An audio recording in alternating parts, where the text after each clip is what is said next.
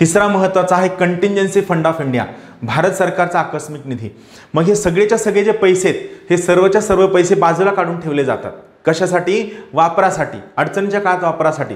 मग हे पैसे ज्या ठिकाणी काढून ठेवले जातात तो एका कायद्यानुसार क्रिएट केलेला निधी आहे, ज्याला आपण भारत सरकारचा आकस्मिक निधी म्हणजे काय, कंटिंजन्सी फंड ऑफ इंडिया असं म्हणतो. हा कायदा 1950चा आहे. Contingency fund of India act 1950, Bharat सरकार आकस्मिक निधी कायदा 1950.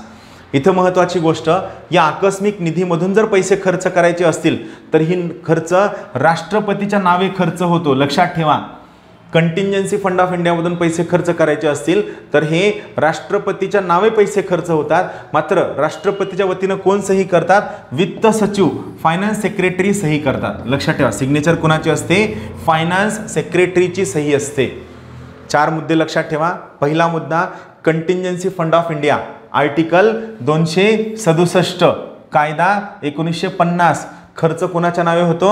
राष्ट्रपतीच्या नावे होतो. आणि कोण सही करतं? वित्त सचिव सही करतात. 1, 2, 3 आणि हा चौथा मुद्दा. आलं लक्षात? हे 4 सगळ्यात बेसिक मुद्दे आहेत.